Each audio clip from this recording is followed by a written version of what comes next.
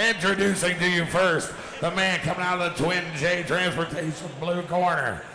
This man is a boxer, making his MMA debut this evening.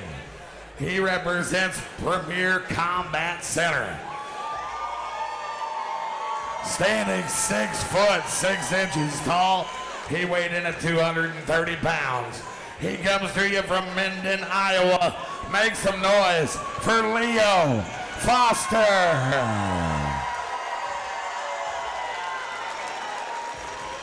And now for his opponent, coming out of the Nebraska Lottery red corner.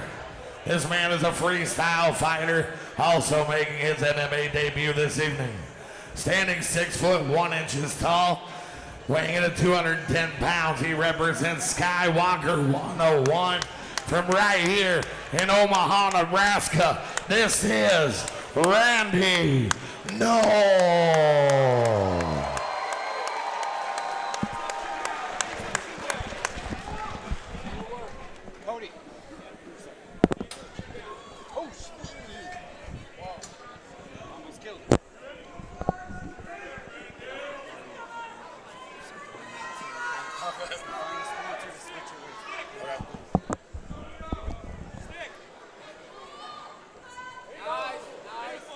Man, Henry, I will say, quick off in this first fight, I'm actually seeing like them actually testing each other. Typically, a lot of these debut fights, you see a lot of guys just come out there swinging. They look like they're creating a little bit of distance. And I like the pump fakes from Leo, at least. I like to see him start to use his reach at 6'6". You want to use that jab, or you're working the teep. Randy Null going to the body. So you said Null's got a wrestling background? Yeah, all three Null brothers. Wrestled NAI, pretty successful. I know Andrew was at least an All-American a couple times. Successful wrestlers out of Plattsmouth, Nebraska, relatively close to here. So I find it interesting. So typically when you see these young fighters that have a background like that, you typically see the first thing they do is come for that takedown. I like it because, honestly, Randy didn't rush into a takedown. As we say it. I mean, to be fair, he did a good 30 seconds here. But his other brothers rushed a lot more into their takedowns. Randy actually took his time and got his stand-up going. I think if you go for future stuff, you're going to want to get that time in when you can. I mean, Leo framing, at least.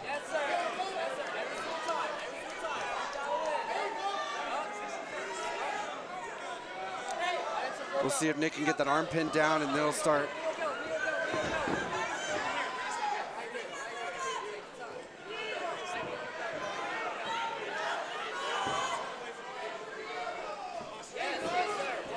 See, this is where you can kind of start to see a lot of energy get displaced when you get into these scrambles or you're trying to hold them down. This is where you want to slow it down to get to that pin, make them work, not you. Man, the third man of the cage today is Big Fitz on this fight. Man, this guy's seen a lot of these things. I mean, yeah, you got experience. It's good to get these guys where they've seen it all, man, and they at this point, they know when to stop a fight. Being a judge and being a ref for debut amateurs is maybe harder than some of the UFC stuff, man. The rounds are not as clear. You get a lot more major position changes. And for the most part, you don't know when these guys are going to give up. You don't know where their point is. And at times, being an amateur ref is saving the other guy. And there's our tap. There's our tap.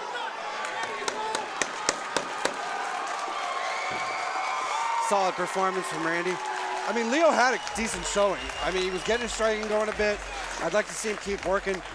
I think both these guys got potential. I'm interested to see what Randy can continue doing. No, I do. And in all honesty, I mean, Leo just got himself stuck in a bad position there with the wrestler against the cage. And I mean, there was some stuff there he could have done. He could have walked up the cage a little bit to try to get out from underneath there, but I think just inexperience got him there.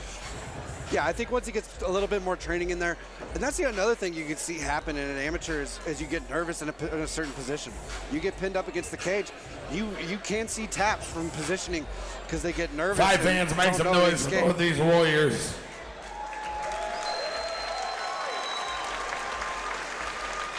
And now for your winner, due to strikes in 2 minutes and 39 seconds of the very first round, make some noise for Randy Null.